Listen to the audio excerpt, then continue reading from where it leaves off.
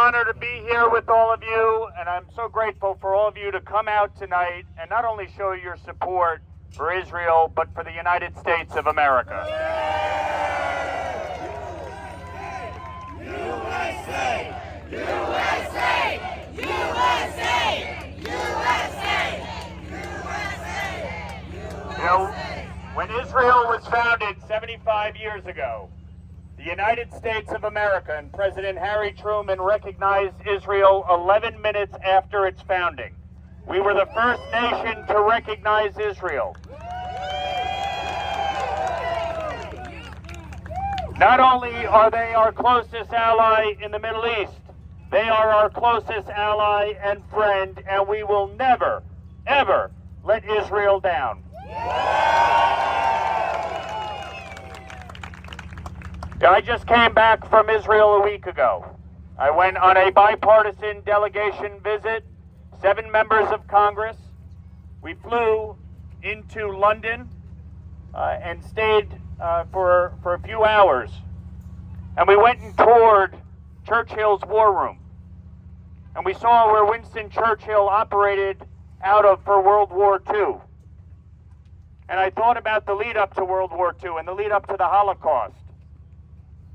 And I knew in that moment, we must not be Neville Chamberlain, we must be Winston Churchill. Victory at all costs.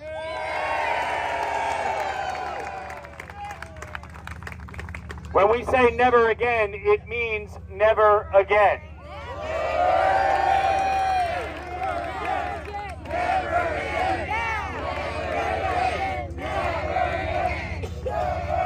We flew to Tel Aviv and we met with the U.S. Ambassador to Israel, Jack Lew. And then we went and met with Prime Minister Netanyahu. And we watched a 21-minute, unedited video, raw footage of the terrorist attacks of October 7th.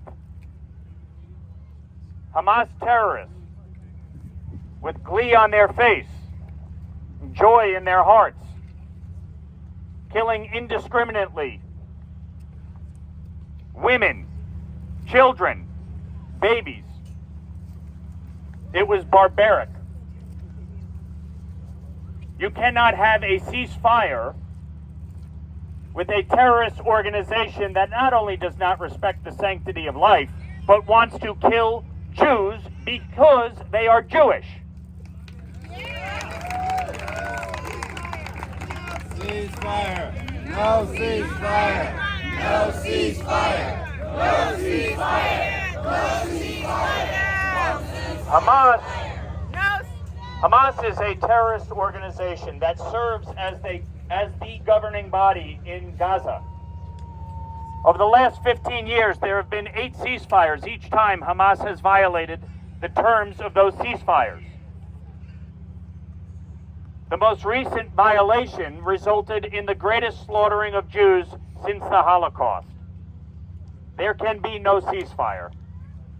Hamas must be eliminated from the face of the earth.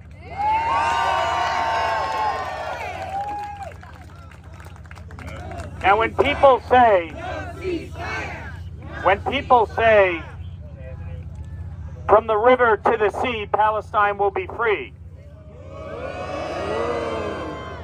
When members of Congress stand there and say that, they are calling for the eradication of Israel and the elimination of the Jewish people. We want peace in the Middle East. We want Israelis and Palestinians to be able to live side by side. No one wants to see innocent people die. But the difference here is that Hamas targeted innocent Israelis simply because they were Jewish. They indiscriminately killed women, children, and babies, and took 240 hostages, including 9 Americans. They need to come home now. Bring them home! Bring them home! Bring them home! Bring them home!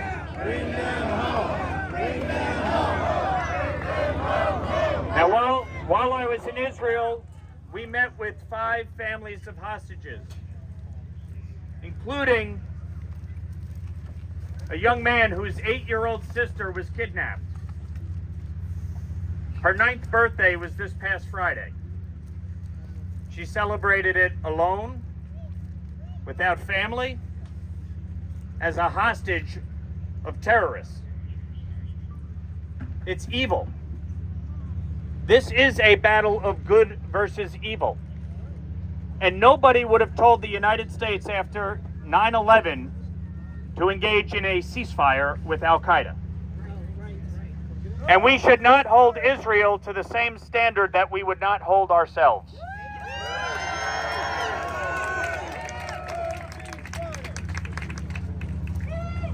Now, I can tell you, as a member of the House Foreign Affairs Committee, and as the representative of the 17th Congressional District of New York, 2 more years! 2 more years! 2 more years! 2 more years! 2 more years! I can tell you that I will always stand for Israel. I will always stand shoulder to shoulder. And I will never, ever turn my back on the Jewish people.